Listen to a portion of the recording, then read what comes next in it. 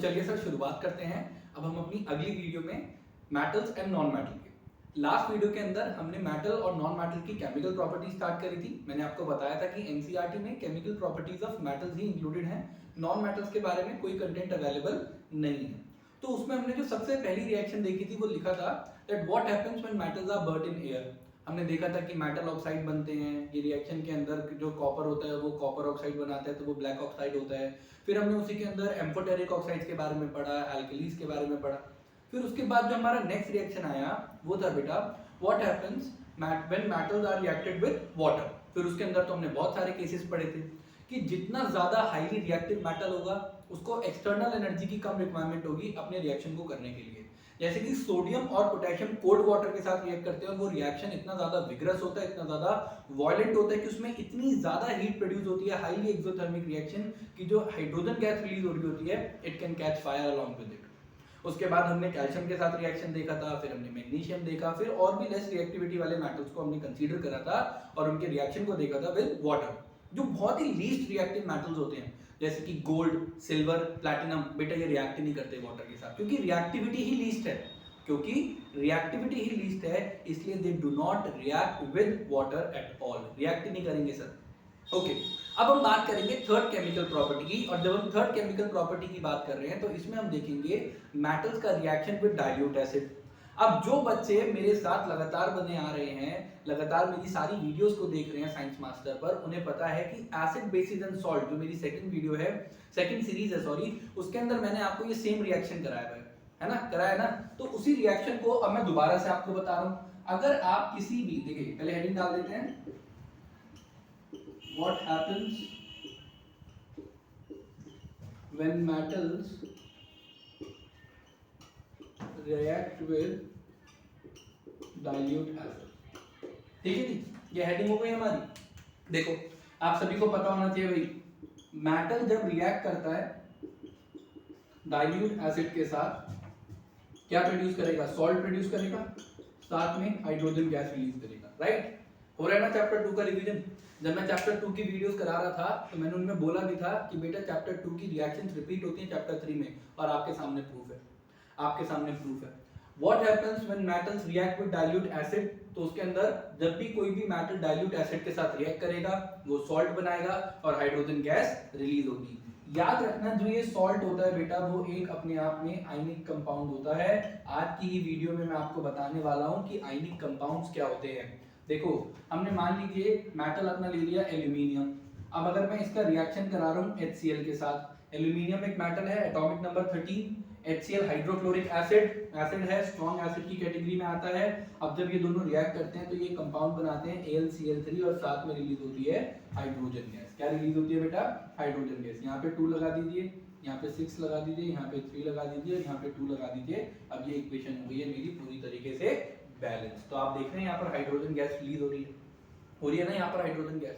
लेकिन सर यहाँ पर भी एक एक्सेप्शन आ गया, यहाँ पर भी एक एक्सेप्शन आ गया। क्या एक्सेप्शन आ गया भाई, देखिए ये हम जनरल बोल रहे हैं कि डाइल्यूट एसिड के साथ रिएक्ट कर रहा है अगर हमारा मेटल तो सॉल्ट बनाएगा और साथ साथ में बेटा वो हाइड्रोजन गैस रिलीज करेगा। लेकिन अगर हमारा एसिड हो जाए नाइट्रिक एसिड HNO3, अगर हमारा एसिड जिसके साथ हम अपने मेटल को रिएक्ट कर रहे हैं अगर वो हो जाए nitric acid that is HNO3, उस केस में फिर कहानी अलग हो जाएगी।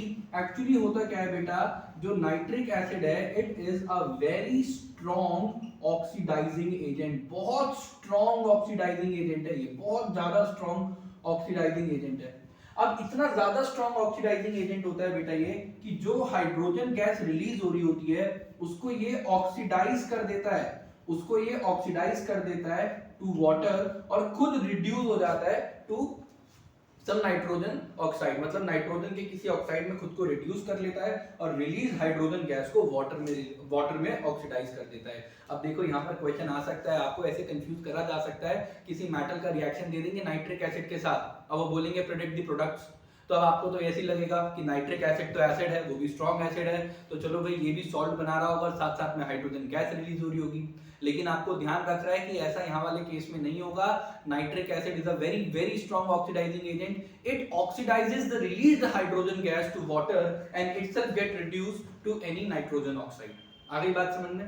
पक्का आ गई बात समझ में? तो ये अपने आप में एक एक्सेप्शन की स्टोरी आ गई, डाल दें स्टार मार्क। ओके सर, अब लेकिन यहाँ एक और एक्सेप्शन, एक्सेप्शन के अंदर एक्सेप्शन, अगर आप जिस मेटल से रिएक्ट कर रहे हैं नाइट्रिक एसिड को, अगर वो मेटल या तो मैग्नीशियम हो या फिर मैंगनीज हो, MnMg, don't get confused, confuse मत होइएगा। Mg है मैग्नीशियम, Mn है मैंगनीज। अगर आप इन दोनों मेटल में से किसी के साथ रिएक्ट करोगे तो इस केस में रिलीज हाइड्रोजन गैस ऑक्सीडाइज नहीं होती और हाइड्रोजन गैस ही बाहर आ रही होती है। तो याद रखना है बेटा, जनरल बिहेवियर क्या है?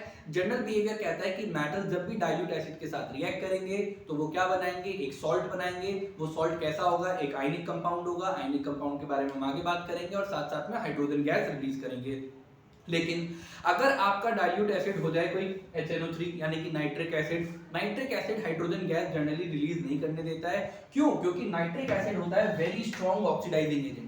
वो इतना स्ट्रॉन्ग ऑक्सीडाइजिंग एजेंट होता है बेटा कि वो रिलीज हाइड्रोजन गैस को ऑक्सीडाइज कर देता है to water and itself get reduced to any nitric oxide और एनी नाइट्रोजन ऑक्साइड। और वो, लेकिन अब यहाँ पर एक और एक्सेप्शन है, लेकिन अगर वो जो मेटल है जिसके साथ आप नाइट्रिक एसिड रिएक्ट करा रहे हो, अगर वो मैग्नीशियम या मैंगनीज है, या तो मैग्नीशियम हो या मैंगनीज हो, उस केस के अंदर हाइड्रोजन गैस ही रिलीज होती है। उस केस के अंदर फिर हमारा जो हाइड्रोजन का ऑक्सीडेशन हमने देखा था बाकी सारे मेटल्स के साथ, वो नहीं हो रहा होता है। आगे बात समझ में बेटा कि जो हमारे मेटल्स हैं वो एसिड में किस तरीके का रिएक्शन शो करते हैं, नाइट्रिक एसिड वहां पर किस तरीके का एक अलग एक्सेप्शन लेके आते हैं, और मैग्नीशियम और मैंगनीज वहां पर अपने आप में डबल एक्सेप्शन का केस बनता है। Right, got it? अब यहाँ पर एनसीईआरटी में एक मोटू नो का एक कॉलम दे रखा है, उसमें एक लिक्विड के बारे में, एक मिक्सचर के बारे में बता रखा है। वो मिक्सचर होता है हमारा एक्वा रीजिया। ठीक है, क्या नाम है उसका? Aqua regia. लैटिन भाषा में एक्वा रीजिया रॉयल वाटर को कहते हैं। लैटिन भाषा में एक्वा रीजिया रॉयल वाटर को कहते हैं। तो एक्वा रीजिया क्या होता है बेटा? एक्वा रीजिया एक मिक्सचर है कंसंट्रेटेड हाइड्रोक्लोरिक एसिड और साथ साथ में कंसंट्रेटेड नाइट्रिक एसिड। ठीक है, चलिए देखते हैं क्या होता है ये एक्वा रीजिया। एक्वा रीजिया का जो लैटिन नेम है, मतलब जो लैटिन भाषा में इसका जो मतलब होता है वो होता है रॉयल वाटर। ठीक है, ये किस चीज का मिक्सचर है बेटा? ये मिक्सचर है कंसंट्रेटेड हाइड्रोक्लोरिक एसिड और साथ साथ में कंसंट्रेटेड नाइट्रिक एसिड, और रेशियो होता है 3:1। पता है आपको सर? ये ऐसा मिक्सचर बनता है, इतना ज़्यादा खतरनाक मिक्सचर होता है, इतना कोरोसिव होता है कि ये गोल्ड, प्लैटिनम जैसे मेटल्स को भी अपने अंदर डिसॉल्व कर लेते हैं। और ये बहुत बड़ी बात है, क्योंकि अगर आप कितना भी कंसंट्रेटेड एसिड ले लो, अगर आप अकेले HCl ले लोगे ना और उसके अंदर अगर गोल्ड डालोगे तो गोल्ड को कुछ नहीं होगा बेटा। अगर आप खाली कंसंट्रेटेड नाइट्रिक एसिड लोगे ना और उसके अंदर गोल्ड या प्लैटिनम जैसे बिल्कुल अनरिएक्टिव मेटल को डालोगे तो कुछ नहीं होगा। लेकिन अगर इन दोनों का मिक्सचर बना दिया जाए और वो भी इसी रेशो में 3:1 के रेशो में, तो फिर ये दोनों मिलकर एक एक्वा रीजिया बना देते हैं। और ये कितना अच्छा, इतना ज़्यादा खतरनाक मिक्सचर होता है। अच्छा क्या कहना है इसको? ये इतना खतरनाक मिक्सचर होता है बेटा कि ये अपने अंदर गोल्ड जैसे मेटल को भी डिसॉल्व कर लेता है। काफ़ी फ्यूमिंग लिक्विड माना जाता है, मतलब बहुत धुएंधार और बहुत खतरनाक माना जाता है। आ गई बात समझ में? बोलो सर, आ गई बात समझ में? तो ये वाला जो पार्ट है ये भी एसिड के साथ ही कवर हो जाता है सर। ये वाला जो पार्ट है हमारा ये भी एसिड्स के साथ कवर हो जाता है, because aqua regia is a mixture of 2 acids. Okay, अब हम बढ़ रहे हैं इस चैप्टर के कुछ लास्ट टॉपिक की तरफ, इस चैप्टर के कुछ लास्ट टॉपिक की तरफ। अब मैं आपको जो बता रहा हूँ ये सेकंड लास्ट टॉपिक होगा और इसकी हेडिंग है बेटा how do metals react with solutions of other metals. ठीक है, क्या हेडिंग है हमारी? How do metals react with solutions of other metals. चलो देखते हैं क्या है कहानी। देखो, अब यहाँ पर हम क्या करेंगे, इस चीज को समझने के लिए हम यूज करेंगे एक एक्टिविटी, और एनसीईआरटी की एक्टिविटी है 13.12। ठीक है, अब आपको क्या करना है? देखो, अब आपको यहाँ को करनी है वीडियो को पॉज कर दो, पॉज। और देखो, पॉज करने से पहले सुन दो, यहाँ पर लेफ्ट हैंड साइड ऊपर की तरफ देखो, मैंने यहाँ पर एक्टिविटी डाली हुई है, स्निप डाला हुआ एक्टिविटी का। वीडियो को पॉज करो, पहले खुद एक्टिविटी पढ़ लो, पढ़ो पहले खुद एक्टिविटी पढ़ो, क्या कह रहे हैं एक्टिविटी में। पढ़ ली एक्टिविटी? अब देखो, इस एक्टिविटी के अंदर हमने क्या करा है, हमने 2 सॉल्यूशन लिए। एक तो हमने कॉपर सल्फेट सॉल्यूशन लिया है और एक हमने फेरस सल्फेट सॉल्यूशन लिया है।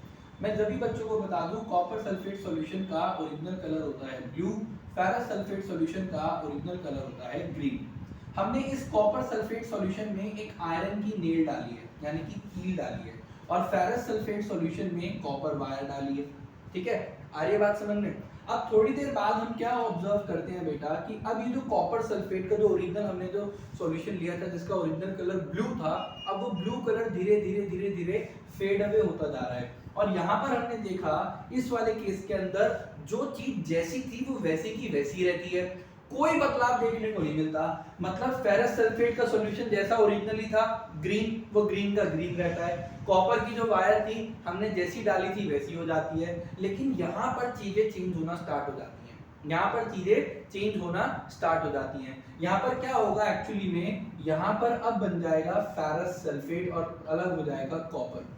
तो यहाँ पर अब जो ओरिजिनल कॉपर सल्फेट सॉल्यूशन था वो तो रहा ही नहीं, इसीलिए उसका जो कलर होता है वो धीरे धीरे फेड अवे होने स्टार्ट हो जाता है और एक नए कंपाउंड की फॉर्मेशन हो जाती है फेरस सल्फेट की, और कॉपर हो जाता है अलग। तो यानी कि आयरन ने क्या करा, आयरन ने कॉपर सल्फेट, ये सॉल्यूशन हो गया कॉपर सल्फेट, कॉपर सल्फेट में से कॉपर को धक्का दिया और अपना खुद का सॉल्यूशन बना लिया। और यहाँ पर हम क्या ऑब्जर्व कर रहे हैं कि किसी भी प्रकार का कोई चेंज नहीं आ रहा, और जब कोई चेंज नहीं आ रहा तो मतलब कोई रिएक्शन ही नहीं हो रही है ना, कोई रिएक्शन ही नहीं हो रही। तो ऐसा क्यों हुआ? जब हमने कॉपर सल्फेट में आयरन नेल डाली है, कील को डाला है, तो भाई वो तो रिएक्शन कर रहा है, ब्लू कलर फेड अवे हो रहा है, फेरस सल्फेट हमें दिखेगा, डिपोजिशन दिखेगी हमें नेल के ऊपर और कॉपर अलग हो जाएगा। लेकिन जब हमने फेरस सल्फेट सॉल्यूशन के अंदर कॉपर को डाला है तब कुछ भी नहीं हो रहा। भाई ये तो यानी कि कुछ तो बात है, भाई बात है मेटल की रिएक्टिविटी पे।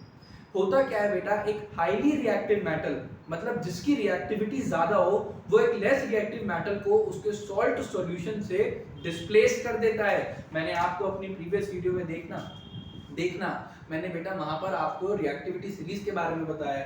देखो रिएक्टिविटी सीरीज दोबारा से लिख देता हूं मैं, याद है आपको, कालू नाथ का माली, आलू जरा फीके पबाए हैं क्योंकि हम आज आएंगे। ये तो मैंने अपना निमोनिक बना रखा है, मेरा भी नहीं है, मैंने कभी कहीं से सुना तो मैंने आगे बता दिया। तो देखो potassium, sodium, calcium, magnesium, aluminium, zinc, iron, lead, hydrogen, copper, mercury, silver, gold. भाई इसे बोलते हैं रिएक्टिविटी सीरीज ऑफ मेटल। इसे क्या बोलते हैं बेटा?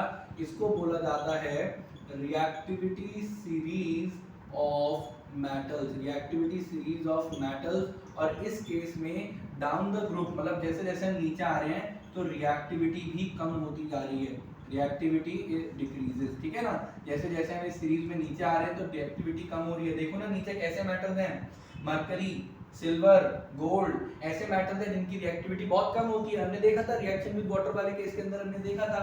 तो अब यहाँ पर हो क्या रहा है, ध्यान से देखो, आयरन की पोजीशन ये है, कॉपर की पोजीशन ये है।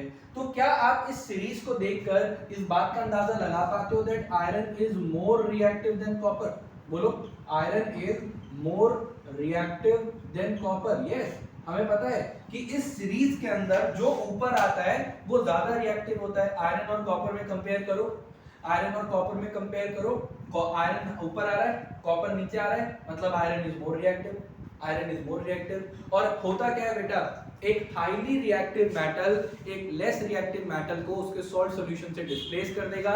यहाँ पर आयरन ने कॉपर सल्फेट में से कॉपर को डिस्प्लेस करके खुद का सॉल्ट बनाया। ऐसा क्यों हो पाया? Because iron is more reactive than copper, that is why iron displaces copper from copper sulphate and forms its own ferrous sulphate. आई बात समझ में? अब मान लो ये जो मैंने रिएक्शन लिखी है फेरस सल्फेट प्लस कॉपर वाली, इस रिएक्शन में हमें कोई चेंज नहीं शो हो पाता। क्यों? क्योंकि copper is less reactive than iron. Copper इतना केपेबल नहीं है, उसकी रिएक्टिविटी इतनी नहीं है कि वो आयरन को आयरन सल्फेट से या फिर इस सॉल्ट से फेरस सल्फेट से डिस्प्लेस कर सके, इसलिए नो चेंजेस ऑब्जर्व। अब लेकिन हम जरा इसके अंदर एक खिलवाड़ कर देते हैं, एक बदलाव कर देते हैं। मान लीजिए इस फेरस सल्फेट के अंदर मैंने एल्यूमिनियम मेटल की स्ट्रिप डाली होती, एल्यूमिनियम मेटल की स्ट्रिप डाली होती। अब जरा देखना, क्या आयरन से भी ऊपर नहीं आ रहा है, एल्यूमिनियम आ रहा है ना, मतलब aluminium is even more reactive, right? तो अब क्या होता, अब डिस्प्लेसमेंट हो जाता, अब कंपाउंड बनता Al2SO4 होल थ्राइस और साथ में आयरन हो जाता है इधर ऐसे अलग। अगर आपको इसको बैलेंस करना है तो बैलेंस कर लीजिएगा, यहाँ 3 लगा दीजिए, यहाँ 3 लगा दीजिए और इक्वेशन हो गई है हमारी बैलेंस। तो बताओ ये टॉपिक समझ में आया कि क्या हो रहा होता है। ये डिस्प्लेसमेंट रिएक्शन ही तो है एक तरीके का, ये एक तरीके का डिस्प्लेसमेंट रिएक्शन ही तो है ना। तो यहाँ पर क्या हो रहा है, एक हाईली रिएक्टिव मेटल एक लेस रिएक्टिव मेटल को, रिपीट कर रहा हूं बेटा, एक हाईली रिएक्टिव मेटल एक लेस रिएक्टिव मेटल को उसके सॉल्ट सॉल्यूशन से डिस्प्लेस कर देता है और अपना सॉल्ट बना देता है। तो सर आपको समझ में आया कि जो एक मेटल दूसरे मेटल के सॉल्ट सॉल्यूशन के साथ किस तरीके से रिएक्ट करता है। भाई एक मेटल दूसरे मेटल सॉल्ट सॉल्यूशन के साथ अगर वो देखेंगे भाई कि जो अगर हाईली रिएक्टिव मेटल है और जो सॉल्ट सॉल्यूशन है अगर वो किसी लेस रिएक्टिव मेटल का होगा तो वो उसको डिस्प्लेस कर देगा, ठीक है। और वो क्या करेगा, अपना खुद का सॉल्ट सॉल्यूशन बनाएगा। यहाँ पर बोर्ड पे जो मैंने दोनों रिएक्शन लिखी है, कॉपर सल्फेट और आयरन की लिखी है, इस रिएक्शन के अंदर फेरस सल्फेट बन रहा है। कैसे बन पा रहा है, क्योंकि भाई जो कॉपर सल्फेट से ज्यादा रिएक्टिव आयरन है और सेम हियर एल्यूमिनियम से भी ज्यादा रिएक्टिव एल्यूमिनियम ज्यादा रिएक्टिव है आयरन से, इसलिए एल्यूमिनियम डिस्प्लेस कर देता है आयरन को और खुद का एल्यूमिनियम सल्फेट बना देता है। चलिए सर अब शुरुआत करते हैं last heading, that how metals and non metals react with each other. How non metals and metal, मतलब जब मेटल और नॉन मेटल आपस में रिएक्ट करते हैं तो वो किस तरीके का कंपाउंड बनाते हैं, क्या होता है वो केमिकल रिएक्शन, ये अब हमारा आज का लास्ट टॉपिक रहेगा। और यहाँ के साथ हम अपनी इस सीरीज को भी कर देंगे कंप्लीट। और भाई देखो सुनो मेरी बात को, सीरीज तो कंप्लीट हो जाएगी लेकिन आपकी मेहनत खत्म नहीं होनी चाहिए। जब आप सारी वीडियोस देख लो, साथ साथ में एनसीईआरटी की एक्टिविटीज देख लो, इंडेक्स क्वेश्चन सारे देख लेना, इसके ऊपर ना डिस्प्लेसमेंट रिएक्शन वाले के ऊपर ये जो मेटल और हाईली रिएक्टिव और लेस रिएक्टिव मेटल में इसी टॉपिक के आगे अगर आप एनसीईआरटी में देखोगे तो एक थर्ड इंडेक्स क्वेश्चन है, उसके अंदर पूरा एक टेबल दे रखा है 4, उसके अंदर फिर सब क्वेश्चन है। वो क्वेश्चन बड़ा इंपॉर्टेंट है, बच्चे कभी कभार उसमें चूक कर जाते हैं, पहचान नहीं पाते हैं, लेकिन आसान क्वेश्चन है, अगर एक बार ध्यान से देखोगे आ जाएगा। उसके बाद एक्टिविटीज जरूर रीड करना जितनी भी मैंने आपको बताई है, बैक एक्सरसाइज क्वेश्चन करने हैं, इंडेक्स क्वेश्चन करने हैं। जब इतनी सारी चीजें हो जाएं उसके बाद क्या करना है, एनसीईआरटी एग्जाम्पलर उठानी है। मैंने अपनी प्रीवियस वीडियोस में भी बोला है कि अगर आप कहीं और से ऑब्जेक्टिव क्वेश्चंस प्रैक्टिस नहीं कर रहे हो, आप सबसे ज्यादा ऑथेंटिक रिसोर्स है, सबसे ज्यादा ऑथेंटिक रिसोर्स है बेटा, आप सिंपली एनसीईआरटी एग्जाम्पलर फॉलो करना स्टार्ट करो, आप अपना स्कोर देखना कितना अच्छा हो जाएगा। चलिए अब बात करते हैं बेटा, अब हम रिएक्शन देखने वाले हैं between a metal and a non metal. अब डायरेक्टली इसमें जंप करने से पहले हमें कुछ बातें सीखनी होंगी बेटा, हमें कुछ बातें देखनी होंगी। देखिए मेटल्स के बारे में कहा जाता है कि जो मेटल्स होते हैं बेटा वो इलेक्ट्रोपॉजिटिव होते हैं। मेटल कैसे होते हैं बेटा, इलेक्ट्रोपॉजिटिव। अब इलेक्ट्रोपॉजिटिव का क्या मतलब है, इलेक्ट्रोपॉजिटिव का मतलब है इलेक्ट्रॉन डोनर। क्या मतलब है, इलेक्ट्रॉन डोनर। एग्जांपल लेते हैं सोडियम का, आप सभी को पता है सोडियम का एटॉमिक नंबर 11। इसकी अगर मैं इलेक्ट्रॉनिक कॉन्फ़िगरेशन की बात करूं तो KLM, 3 शेल के अंदर 2, 8 और 1, राइट। ये इलेक्ट्रॉनिक कॉन्फ़िगरेशन क्लास 9 चैप्टर 4 याद है, atom and molecule, Niels Bohr ने बताया था इलेक्ट्रॉनिक कॉन्फ़िगरेशन के बारे में।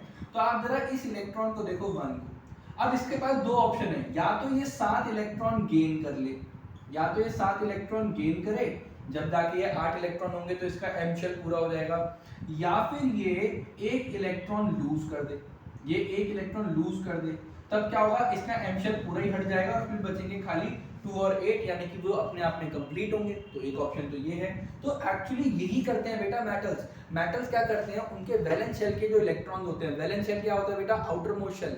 वैलेंस शेल क्या होता है, आउटर मोस्ट शेल के जो इलेक्ट्रॉन्स होते हैं उनको कर देते हैं डोनेट, जिसकी वजह से उनके पास एक स्टेबल इलेक्ट्रॉनिक कॉन्फ़िगरेशन आ जाती है और वो बन जाते हैं कैटायन। देखो सोडियम क्या करता है, सोडियम 1 इलेक्ट्रॉन लूज करके बन जाता है Na+, ये बन गया हमारा कैटायन। क्या बन गया बेटा, कैटायन। क्या बन गया, कैटायन। आओ और एग्जांपल लें, चलो इसको बॉक्स में डाल देते हैं, इस इक्वेशन को बॉक्स में डाल देते हैं, आगे काम नहीं। एग्जांपल लेते हैं, मान लीजिए मैग्नीशियम का एटॉमिक नंबर 12 है। अगर इलेक्ट्रॉनिक कॉन्फ़िगरेशन की बात करूं तो इसकी इलेक्ट्रॉनिक कॉन्फ़िगरेशन भी 282 होती है, इसकी इलेक्ट्रॉनिक कॉन्फ़िगरेशन भी 282 होती है। अब देखो इसके पास भी दो ऑप्शन है, या तो ये 6 इलेक्ट्रॉन गेन करे जिससे इसका KLM m शेल पूरा हो जाए, या फिर ये 2 इलेक्ट्रॉन लूज कर दे। तो बेटा मैग्नीशियम भी क्या करता है, मैग्नीशियम भी 2 इलेक्ट्रॉन लूज कर देता है और वो बन जाता है मैग्नीशियम कैटायन। एक बात ध्यान से देखो बच्चों कि जितने इलेक्ट्रॉन लूज हो रहे हैं, ठीक है, माइनस का 4 लगा देना, जितने इलेक्ट्रॉन लूज हो रहे हैं बेटा उसके ऊपर, उस कैटायन के ऊपर उतने का ही चार्ज आता है, उतने का ही चार्ज आता है। तो ये जो दोनों इक्वेशन मैंने लिखी है, ये दोनों इक्वेशन किस चीज को शो कर रही है, ये दोनों इक्वेशन शो कर रहे हैं formation of cation, formation of cation. ठीक है, मतलब ये इक्वेशन किस चीज को शो कर रही है कि किस तरीके से जो मेटल्स होते हैं इलेक्ट्रॉन डोनेट करके बन जाते हैं कैटायन। इलेक्ट्रॉन डोनेट करके क्या बनते हैं? कैटायन। आ रही है बात समझ में मेरी? ठीक है, तो ये रिएक्शन तो मैंने मेटल्स के पर्पस से सिखाई, राइट, कि मेटल क्या कर रहे होते हैं। मेटल्स के पास अपना वैलेंस शेल के अंदर जो इलेक्ट्रॉन्स होते हैं उनको वो डोनेट कर देते हैं। डोनेट क्यों करते हैं? रीजन होना चाहिए हर बात का। डोनेट इसलिए करते हैं क्योंकि देखो ना, अब अगर मुझसे कोई पूछे कि राघव सर Mg2+ की इलेक्ट्रॉनिक कॉन्फ़िगरेशन बताओ, तो इट इज 2 8, उसके K शेल में 2 और L शेल में 8, दोनों कंप्लीट है। तो यानी कि इसके पास अभी कैसी इलेक्ट्रॉनिक कॉन्फ़िगरेशन है? स्टेबल इलेक्ट्रॉनिक कॉन्फ़िगरेशन है। हर कोई अपनी जीवन में स्टेबिलिटी तो चाहता है, तो भाई मेटल है, एटम भी तो स्टेबिलिटी चाहेगा, तो ये डोनेट करके स्टेबिलिटी लाता है। ठीक है, डोनेट करके स्टेबिलिटी लाता है। ठीक है, तो अब इन दोनों इक्वेशन को जरा थोड़ा सा साइड में लिख लेते हैं, बोर्ड एक बार क्लीन कर लेते हैं और फिर देखते हैं दोबारा से कहानी। तो मैंने आपको क्या बताया बेटा कि जो मेटल्स होते हैं वो इलेक्ट्रोपॉजिटिव होते हैं। इलेक्ट्रोपॉजिटिव का क्या मतलब है? वो इलेक्ट्रॉन डोनेट करके अपने ऊपर पॉजिटिव चार्ज वाला एक आयन बना लेते हैं, है ना। मैंने क्या बोला बेटा कि मेटल्स आर इलेक्ट्रोपॉजिटिव। ठीक है, मैं बोल रहा हूं कि मेटल्स है इलेक्ट्रोपॉजिटिव। एक चीज और कह सकते हैं कि जो मेटल्स होते हैं वो इलेक्ट्रॉन रिच होते हैं। ठीक है, ये इलेक्ट्रॉन डोनेट करते हैं और इलेक्ट्रॉन डोनेट करके ये बना देते हैं कैटायन। क्या बनाते हैं? कैटायन। अगर हमसे कोई फॉर्मेशन ऑफ कैटायन की इक्वेशन पूछे, अगर हमसे कोई फॉर्मेशन ऑफ कैटायन की इक्वेशन पूछे, सब्जेक्टिव एग्जाम होता तो लाला जी जरूर पूछी जाती है ये चीज। तो जैसे आप सोडियम के बारे में बता देना, सोडियम Na+ कैसे बनाता है? एक इलेक्ट्रॉन डोनेट करके। मैग्नीशियम के बारे में बता सकते हैं आप, मैग्नीशियम Mg2+ कैसे बनाता है? 2 इलेक्ट्रॉन डोनेट करके, राइट। अच्छा, और एल्यूमिनियम Al3+ कैसे बनाता है? दोबारा वही बात, 3 इलेक्ट्रॉन डोनेट करके। जिंक का जो कैटायन होता है वो Zn2+ होता है, जितनी यूनिट का चार्ज उतने इलेक्ट्रॉन को डोनेट कर रहा है। तो ये सारी इक्वेशंस किस चीज की हैं? ये सारी इक्वेशंस है बेटा हमारी फॉर्मेशन ऑफ कैटायन की। तो ये जो हमने सारी बात करी, ये करी बेटा हमने फॉर्मेशन ऑफ कैटायन के बारे में। आ रही है बात समझ में? चलो इतने हम चीजों को रिपीट कर लेते हैं और मैं अपने मार्कर को थोड़ी सी इंक पे ला लेता हूँ। तो देखो मेटल्स क्या है? इलेक्ट्रोपॉजिटिव हैं। कैसे हैं बेटा मेटल्स? इलेक्ट्रोपॉजिटिव हैं, राइट। इलेक्ट्रोपॉजिटिव का क्या मतलब है? वो इलेक्ट्रॉन डोनेट करेंगे, इसलिए हम उन्हें इलेक्ट्रॉन रिच भी बोलते हैं। क्या बोलते हैं बेटा? हम उन्हें इलेक्ट्रॉन रिच भी बोलते हैं। वो अपने वैलेंस शेल के इलेक्ट्रॉन्स को डोनेट करके एक पॉजिटिवली चार्ज आयन बनाते हैं। तो वैलेंस शेल के इलेक्ट्रॉन्स को डोनेट करके पॉजिटिवली चार्ज आयन बना रहे हैं, है ना, पॉजिटिवली चार्ज आयन बना रहे हैं, यानी कि कैटायन बना रहे हैं, राइट। यहाँ पर देखो फॉर्मेशन ऑफ कैटायन की कितनी सारी इक्वेशन मैंने आपके सामने लिख दी। मैंने यहाँ पर सोडियम के बारे में बताया, सोडियम जिसका एटॉमिक नंबर 11 है, इलेक्ट्रॉनिक कॉन्फ़िगरेशन 281। 1 क्या हो गए? उसके वैलेंस इलेक्ट्रॉन। वैलेंस इलेक्ट्रॉन्स क्या होते हैं राघव सर? वैलेंस इलेक्ट्रॉन होते हैं आउटर मोस्ट शेल के इलेक्ट्रॉन्स, और जो डोनेट करे जाते हैं वो भी वैलेंस इलेक्ट्रॉन ही करे जाते हैं, कभी भी उनके अंदर वाले शेल के इलेक्ट्रॉन डोनेट नहीं करे जाते हैं। Okay, moving next. अब अगर हम सोडियम के बाद बात करते हैं मैग्नीशियम की, मैग्नीशियम का एटॉमिक नंबर होता है 12 और उसके इलेक्ट्रॉनिक कॉन्फ़िगरेशन होती है 282, और इस केस में वो Mg2+ का कैटायन बनाता है 2 इलेक्ट्रॉन डोनेट करके। एल्यूमिनियम जिसका एटॉमिक नंबर होता है 13, वो बनाता है Al3+ का कैटायन 3 इलेक्ट्रॉन डोनेट करके, और जिंक बनाता है Zn2+ का कैटायन 2 इलेक्ट्रॉन डोनेट करके। ठीक है, हम यहाँ पर कंक्लूड कर सकते हैं कि मेटल्स क्या कर रहे हैं? कैटायन बनाते हैं। कैसे बनाते हैं? इलेक्ट्रॉन डोनेट करके। मुझे लगता है हमने इतनी बार इसको रिपीट करा, आपको आ गया होगा। चलो अगर नहीं आया ना, अगर नहीं आया, मान लो अभी भी नहीं आया, कोई बात नहीं, वीडियो को थोड़ा सा पीछे ले जाओ, फिर देख लो। अरे बात समझ में? यूट्यूब का यही तो फायदा है, टेक्नोलॉजी का यूज करो, टेक्नोलॉजी का इस्तेमाल करो। आप टेक्नोलॉजी अगर पॉजिटिव मैनर में यूज करोगे तो वो आपको बहुत अच्छे रिजल्ट देगी, नेगेटिव मैनर में रिजल्ट करोगे तो वो आपकी जिंदगी बर्बाद कर सकती है। अगर आप मेरी वीडियोस देखने के लिए यूट्यूब खोलते हो तो कृपया सिर्फ पढ़ाई का कंटेंट देखें और वापस चले जाएं। अरे बात समझ में? भाई जो भी 9th क्लास से बड़े बच्चे होते हैं ना, 9, 10, 11, 12, आप 8 खत्म तो अब जिंदगी में सीरियसनेस आ जानी चाहिए। चलिए लगातार पढ़ा भी दो।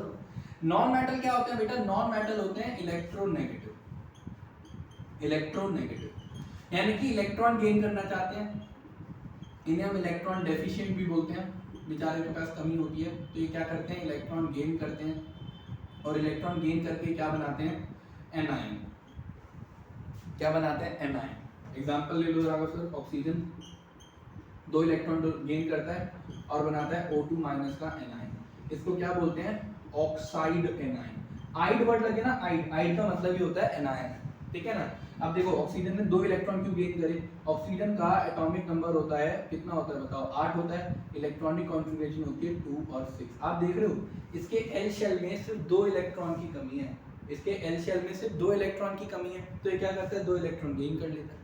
अब अगर O2 माइनस की इलेक्ट्रॉनिक कॉन्फ़िगरेशन तुमसे कोई पूछेगा तो वो 2,8 होगी, क्योंकि भाई इस पे 2 इलेक्ट्रॉन आ गए ना, ये जितने यूनिट का नेगेटिव चार्ज होता है मतलब उसने उतने इलेक्ट्रॉन गेन करे हैं। यहाँ पर क्या था, जितने यूनिट का पॉजिटिव चार्ज है उसने उतने इलेक्ट्रॉन डोनेट करे हैं। एनायन में क्या होता है, जितनी यूनिट का नेगेटिव चार्ज उतने इलेक्ट्रॉन डोनेट करे गए हैं। बहुत बढ़िया।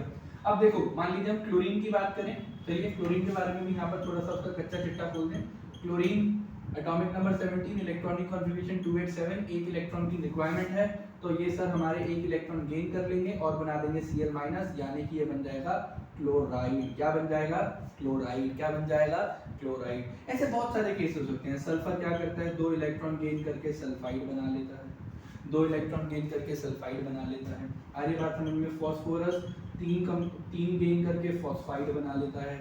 नाइट्रोजन 3 इलेक्ट्रॉन गेन करके ये नाइट्राइड बना लेता है। नाइट्राइड NITRIDE, यहाँ पे ना बड़ी कंफ्यूजन होती है क्योंकि एक नाइट्राइट होता है NITRITE, टी फॉर टर्की, ठीक है ना, तो वो तो होता है पॉलीएटॉमिक आयन, वो अलग कहानी है, वो अलग कहानी है। और ये क्या बोल रहा हूँ मैं, nitride NITRIDE, D for Denmark, DE, तो ये नाइट्रोजन वाली कहानी है। तो हमने क्या देखा कि भैया अगर मेटल्स कंबाइन कर रहे हैं साथ में, अगर मेटल साथ में कंबाइन मतलब मेटल्स क्या बना रहे हैं, कैटाइन बना रहे हैं, नॉन मेटल्स क्या बना रहे हैं, एनाइन बना रहे हैं। अब यहाँ से देखो ऊपर लिखूंगा मैं लाला जी, इसको रब करते हैं, दोबारा अच्छे से लिखेंगे, बहुत अच्छे से लिखेंगे। देखा जरा मैंने यहाँ पे, देखो यहाँ दिख रहा है ना, हाँ, यानी कि जब मेटल्स और साथ में नॉन मेटल्स कंबाइन कर रहे हैं, यानी कि मैं क्या कह सकता हूँ, कैटायन, राइट, और साथ में नॉन मेटल की जगह एनायन। तो कैटायन और एनायन यानी कि एक आयन, ये दूसरा आयन, ये पॉजिटिवली चार्ज आयन और ये नेगेटिव चार्ज वाला आयन, जब आपस में कंबाइन करते हैं तो बनता है हमारा आयोनिक कंपाउंड। कितनी देर से बोल रहा था मैं कि यहाँ पर आयनिक कंपाउंड बन रहा है, कॉम्प्लेक्स कंपाउंड बन रहा है। फिर मैंने आपको तोड़ तोड़ के दिखाया भी कि इस कंपाउंड के अंदर देखो कैटायन कौन सा है, एनायन कौन सा है। और अब इतनी देर बाद हमें पढ़ने को मिल रहा है कि जब एक मेटल और नॉन मेटल कंबाइन करते हैं, मेटल कैसे कंबाइन करता है, कैटायन बना के, एनायन कैसे कंबाइन करता है, एनायन बना के। कैसे, एनायन बनाकर। कैटायन होता है पॉजिटिवली चार्ज आयन, एनायन होता है नेगेटिवली चार्ज आयन। जब ये आपस में कंबाइन करेंगे, जब आयंस मिलके कंबाइन करके कोई कंपाउंड बनाते हैं तो उसको आयोनिक कंपाउंड बनाते हैं। And let me tell you my friends कि बेटा आयोनिक कंपाउंड अपने आप में बहुत स्ट्रॉन्ग कंपाउंड होते हैं। क्यों? क्योंकि ये दो अपोजिटली चार्ज पार्टिकल से मिलकर बने होते हैं। समझ रहे मेरी बात को? अपोजिटली चार्ज क्यों बोल रहा हूँ? कैटायन पॉजिटिवली चार्ज है, एनायन नेगेटिवली चार्ज है। अपोजिटली चार्ज पार्टिकल से मिलकर ये बने हुए होते हैं, इसलिए हम इनको बहुत स्ट्रॉन्ग पाया जाता है। ठीक है ना, हम क्या मानते हैं इनको, ये होते ही बहुत स्ट्रॉन्ग है। इनके बीच में बहुत ज्यादा strong electrostatic force of attraction होता है। चार्ज पार्टिकल के बीच में ना इलेक्ट्रोस्टैटिक फोर्स होता है। कोई भी दो चार्ज पार्टिकल होंगे तो इलेक्ट्रोस्टैटिक फोर्स होगा। अब अगर अपोजिट चार्ज है तो वो इलेक्ट्रोस्टैटिक जो फोर्स है वो अट्रैक्टिव हो जाएगी, मतलब अट्रैक्ट करेगा, एक दूसरे की तरफ खींचेगा। और अगर सेम चार्जेस होंगे, पॉजिटिव पॉजिटिव या फिर नेगेटिव नेगेटिव, तो ये फोर्स हो जाएगी रिपल्सिव, वो दूर दूर भागेंगे। लेकिन यहाँ पर कैसे चार्जेस है, अपोजिट चार्जेस है, राइट, यहाँ पर अपोजिट चार्जेस है, तो यानी कि यहाँ पर जो इलेक्ट्रोस्टैटिक फोर्स ऑफ अट्रैक्शन होता है वो बेहद बेहद स्ट्रॉन्ग होता है। इसीलिए आयनिक कंपाउंड्स, या मैं बोलूं आयनिक बॉन्ड, भाई आयनिक कंपाउंड के अंदर जो बॉन्ड है कैटायन और एनायन के बीच का, उसी को आयनिक बॉन्ड बोल रहे हैं। ये बहुत स्ट्रॉन्ग होते हैं। कैसे होते हैं बेटा? बहुत स्ट्रॉन्ग होते हैं। आगे बात समझ में? बताओ अब हम क्या करेंगे, दो आयनिक कंपाउंड का एग्जांपल लेते हैं। मान लीजिए पहला एग्जांपल ले लेते हैं सोडियम क्लोराइड का, कि सोडियम क्लोराइड एक्चुअली में अगर हमसे कोई बोले, मान लो सब्जेक्टिव पेपर में बोल देता कि बताओ सोडियम क्लोराइड की फॉर्मेशन को शो करो। किसको शो करो? सोडियम क्लोराइड की फॉर्मेशन को शो करो। तो हम किस स्टेप्स को फॉलो करते, कैसे दिखाते कि भाई सोडियम क्लोराइड कैसे बन रहा है, हमें उसकी पूरी स्टोरी बतानी पड़ती है। तो आज मैं आपको दिखाता हूँ। पहले सोडियम क्लोराइड का एग्जांपल लेते हैं, एक काम करते हैं सोडियम ऑक्साइड का एग्जांपल लेते हैं, बड़ा मजेदार आएगा। ठीक है, सोडियम ऑक्साइड का एग्जांपल लेते हैं और मैग्नीशियम क्लोराइड का, जानबूझ के लिया मैंने ऐसा। ठीक है ना, तो पहला जो हम एग्जांपल कंसीडर कर रहे हैं वो है सोडियम ऑक्साइड। सोडियम ऑक्साइड का केमिकल फॉर्मूला जिन्हें नहीं पता है Na2O। ठीक है जी, आ रही है बात समझ में? Na2O। Starting with the metal sodium, atomic number 11, जितना एटॉमिक नंबर उतने ही इलेक्ट्रॉन्स। अब बात करते हैं इसकी इलेक्ट्रॉनिक कॉन्फ़िगरेशन की। इलेक्ट्रॉनिक कॉन्फ़िगरेशन इसके 3 शेल होते हैं, KLm281। ये 1 वैलेंस इलेक्ट्रॉन है, इसको डोनेट करेगा। अब यहाँ पे पहली इक्वेशन आ गई फॉर्मेशन ऑफ कैटायन की, ठीक है। तो सोडियम क्या करता है, एक सोडियम प्लस बनाता है एक इलेक्ट्रॉन को डोनेट करके। Okay sir. अब बात करते हैं सर ऑक्सीजन की। Atomic number 8, electronic number of electrons भी 8। अगर अब हम इसकी इलेक्ट्रॉनिक कॉन्फ़िगरेशन की बात करें, किसकी बात करनी है, इलेक्ट्रॉनिक कॉन्फ़िगरेशन की, तो इलेक्ट्रॉनिक कॉन्फ़िगरेशन इसकी K और L, ठीक है, 2,6। अब आप देख रहे हो यहाँ पे वैलेंस शेल यानी कि L शेल के अंदर सिर्फ 2 इलेक्ट्रॉन की कमी है, तो ये 2 इलेक्ट्रॉन गेन करेगा। तो भैया जब ये 2 इलेक्ट्रॉन गेन कर लेगा तो यानी कि ये ऐसे 2 इलेक्ट्रॉन और O2-। अब एक बात बताओ, यहाँ तो एक ही सोडियम एटम है तो उसने तो एक ही इलेक्ट्रॉन दिया है, लेकिन इसे कितने चाहिए, 2। ये मैच करना होता है, समझो मेरी बात को भाई। इसको यहाँ पर ये तो एक सोडियम एटम एक ही इलेक्ट्रॉन दे रहा है और एक ऑक्सीजन एटम को 2 चाहिए, तो मतलब हमें 2 सोडियम एटम चाहिए होंगे जो 2 कैटायन बनाए और फिर 2 कैटायन 2 इलेक्ट्रॉन यूज करेंगे। समझे मेरी बात को? हाँ देखो, अब ये तो हो गई हमारा इक्वेशन वाला पार्ट। ये जो इक्वेशन है किस चीज को शो कर रहा है, ये शो कर रहा है फॉर्मेशन ऑफ एनायन को।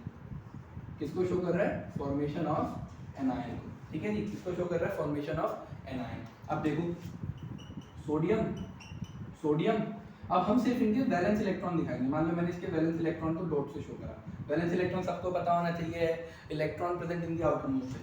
और अब ऑक्सीजन के आप 6 इलेक्ट्रॉन दिखा दो क्योंकि वैलेंस इलेक्ट्रॉन तो उसके 6 हैं। तो देखो अब एक इलेक्ट्रॉन ये डोनेट कर रहा है, दूसरा इलेक्ट्रॉन ये डोनेट कर रहा है। अब मिलकर क्या बना, अब मिलकर बन जाएगा कुछ इस तरीके का Na+, ठीक है, यहाँ पे 2 ऐसे।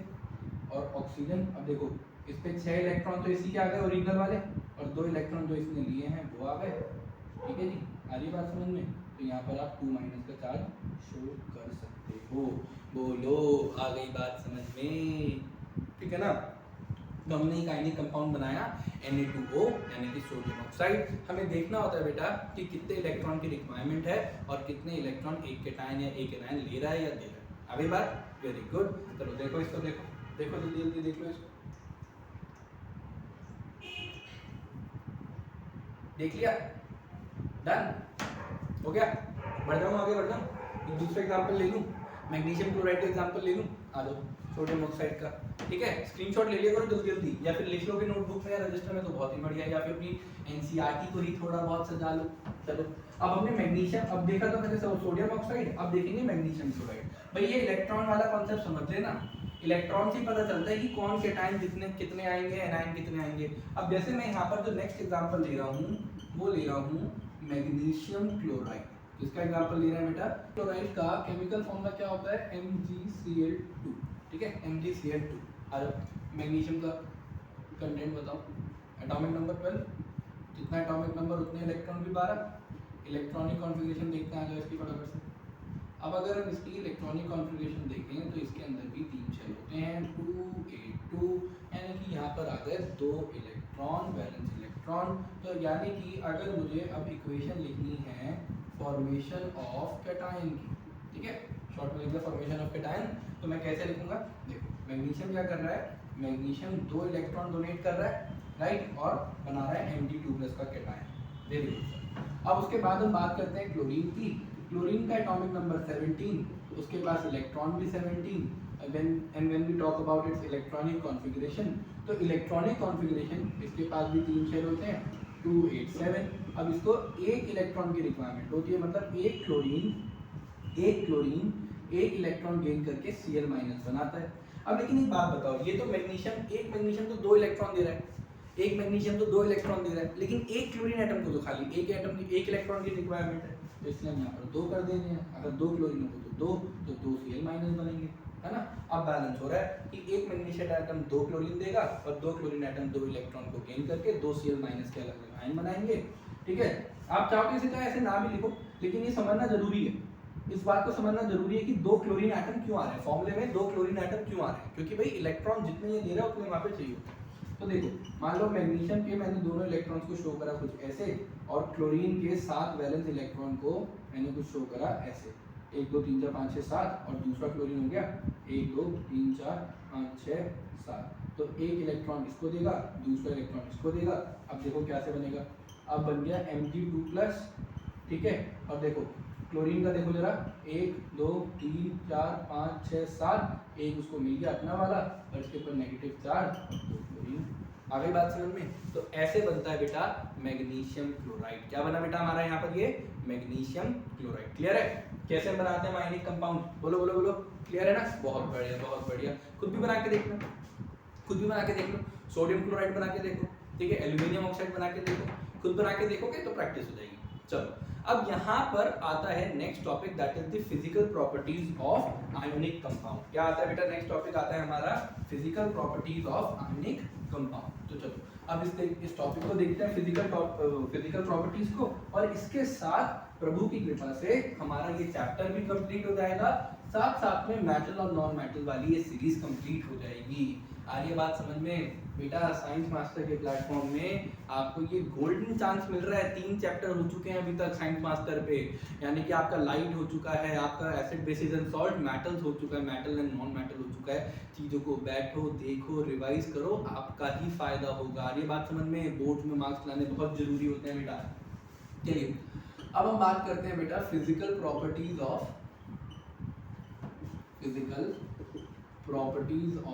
Ionic compounds. सबसे पहला, अगर मैं सबसे पहले फिजिकल प्रॉपर्टी की बात करूं तो इनकी फिजिकल स्टेट। तो भाई जितने भी आयनिक कंपाउंड्स होते हैं वो सॉलिड स्टेट में एग्जिस्ट करते हैं। क्यों करते हैं? होता क्या है बेटा, बेसिकली क्रिस्टल फॉर्म में एग्जिस्ट करते हैं। होता क्या है बेटा कि इनके बीच में क्या आएंगे, इनके कॉन्स्टिट्यूएंट क्या है? एक आयनिक कंपाउंड के कॉन्स्टिट्यूएंट होते हैं कैटायन और एनायन। एक आयनिक कंपाउंड के कॉन्स्टिट्यूएंट क्या होते हैं? कैटायन और एनायन, राइट। तो होता क्या है बेटा इस केस के अंदर, जो कैटायन है वो पॉजिटिवली चार्ज, एनायन है नेगेटिवली चार्ज। अपोजिट चार्जेस के बीच में बहुत strong electrostatic force of attraction होता है, वो बिल्कुल होल्ड पास आते हैं। तो जब पास आते हैं, जो कॉन्स्टिट्यूएंट पार्टिकल जब पास आते हैं तो कौन सी फिजिकल स्टेट बनती है? सॉलिड बनती है। तो यानी कि इससे हमें क्या पता चला कि जो आयनिक कंपाउंड्स होते हैं उनकी फिजिकल उनका फिजिकल नेचर कैसा है? देखो एनसीईआरटी से रीड करके बताता हूँ, that ionic compounds are solid and somewhat hard. Ionic compound कैसे होते हैं? सॉलिड होते हैं और थोड़े से हार्ड होते हैं। आगे बात समझ में? क्यों हार्ड क्यों होते हैं बेटा? Because of the strong force of attraction between cation and anion. आगे बात समझ में? ठीक है। और ये ब्रिटल होते हैं। ब्रिटल का क्या मतलब है? अगर आप इस पर थोड़ी सी ज्यादा ताकत लगाओगे तो टूट जाएंगे। ब्रिटल होते हैं, थोड़ी ज्यादा ताकत लगाओगे तो ये टूट जाएंगे, तो इसलिए इन्हें ब्रिटल कहा जाता है, BRITTLE ब्रिटल। ओके, उसके बाद अगर मैं बात करूं इनके मेल्टिंग और बॉइलिंग पॉइंट की, ठीक है, सेकंड प्रॉपर्टी जो है वो इनकी melting point and boiling point से रिलेटेड है। तो भाई इनका मेल्टिंग पॉइंट और बॉइलिंग पॉइंट भी बहुत हाई होता है, वेरी हाई। और रीजन क्या है?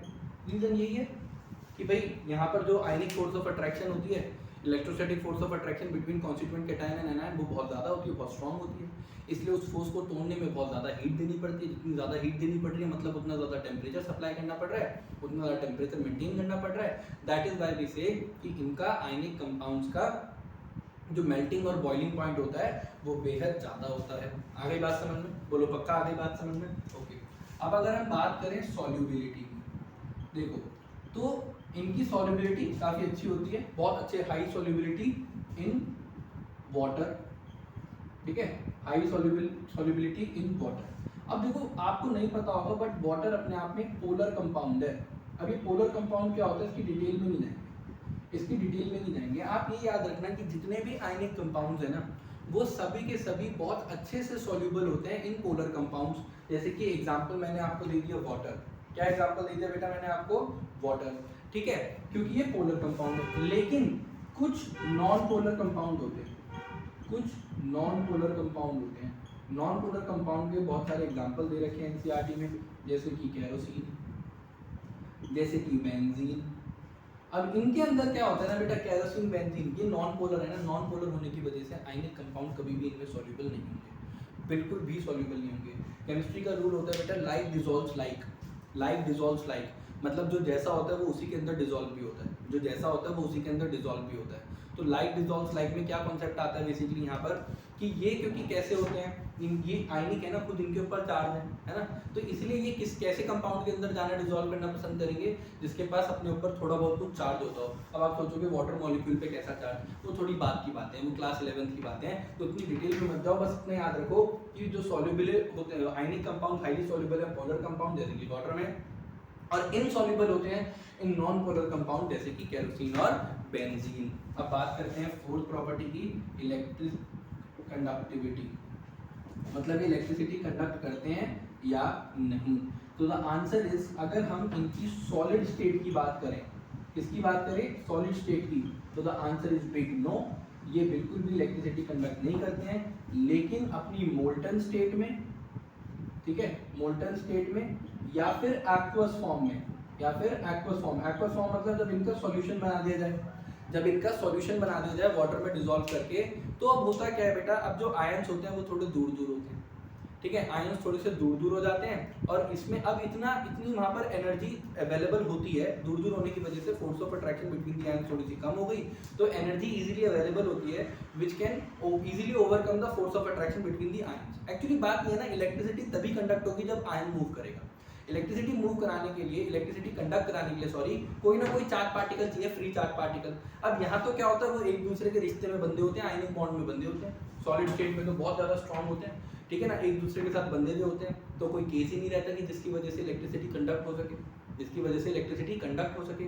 लेकिन होता क्या है, मोल्टन स्टेट में या फिर ये एक्वस स्टेट के अंदर होता क्या है बेटा, थोड़ा सा डिस्टेंस आ जाता है, फोर्स ऑफ अट्रैक्शन कम होता है, सिर्फ थोड़ी हीट से भी हम उनका जो ओवरकम कर सकते हैं फोर्स ऑफ अट्रैक्शन, जिसकी वजह से वो फ्री आयन हो जाएंगे और इलेक्ट्रिसिटी सिंपली कंडक्ट हो सकेगी। देखो मैं आपको एनसीईआरटी से रीड करके बताता हूँ एक स्टेटमेंट, अगर हम कंडक्शन ऑफ इलेक्ट्रिसिटी की बात कर रहे हैं या इलेक्ट्रिक कंडक्टिविटी की बात कर रहे हैं, the conduction of electricity through a solution involves movement of charge particle. मतलब अगर आप किसी भी सॉल्यूशन से इलेक्ट्रिसिटी कंडक्ट कराना चाहते हो तो वो कब होगा, जब चार्ज पार्टिकल मूव कर सकते हैं। लेकिन इनके सॉलिड स्टेट में ये पॉसिबल नहीं, इनके सॉलिड स्टेट में ये पॉसिबल नहीं है। आ रही है मेरी बात समझ में? आयनिक compounds in the solid state do not conduct electricity because movement of ions in the solid state is not possible. ठीक है, एनसीईआरटी की लाइन में आपको बता रहा हूँ बेटा, that ionic compounds in the solid state do not conduct electricity because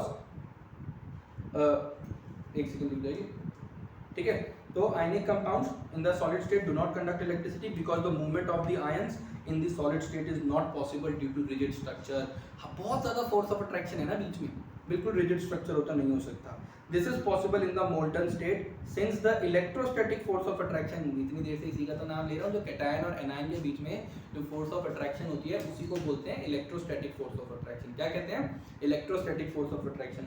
तो यही लिखा हुआ है बेटा, since the electrostatic force of attraction between the oppositely charge ions overcome due to heat. Molten state और एक्वस स्टेट, मोल्टन स्टेट हो या aqueous state हो, इस केस में उनको थोड़ा सा हीट मिल जाता है, जिसकी वजह से जो उनके बीच में इलेक्ट्रोस्टैटिक फोर्स ऑफ अट्रैक्शन होता है हम उसको ओवरकम कर पाते हैं, उसको तोड़कर हम अपना फ्री आयन हो जाते हैं, फिर वो इजीली इलेक्ट्रिसिटी कंडक्ट कर सकते हैं। आगे बात समझ में बेटा? बोलो आगे बात समझ में, क्या समझाया मैंने आपको? तो बेटा अब यहाँ पर इस चैप्टर का, इस सीरीज का, इस टॉपिक का होता है पूरा कंप्लीशन। आगे बात समझ में? बहुत मेहनत से बनाई है वीडियो, आराम से देखो, कोई भी डाउट होता है कांटेक्ट करो, डिस्क्रिप्शन में मैंने अपने इंस्टाग्राम का लिंक दे रखा है, फॉलो करो भाई, फॉलो कर लो, जब मैं आपके लिए इतनी मेहनत कर रहा हूँ तो आप मुझको फॉलो करो, सब्सक्राइब करो चैनल को अगर अभी तक सब्सक्राइब नहीं करा है, और साथ में आप इंस्टाग्राम पे मैसेज कर दो मेरे को।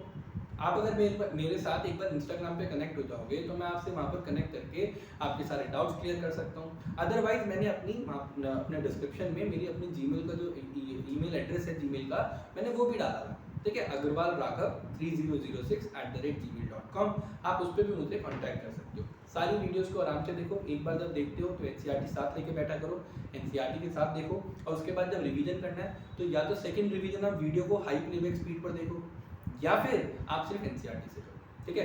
तो आई बिलीव ये वाली चैप्टर, ये वाला पूरा सीरीज आपको बहुत अच्छा लगा हो, आप अपने दोस्तों के साथ शेयर करो, अपने क्लास ग्रुप्स में शेयर करो। थैंक यू एवरीवन, ऐसे ही बने रहिए साइंस मास्टर पे। Happy learning with science master. Thank you.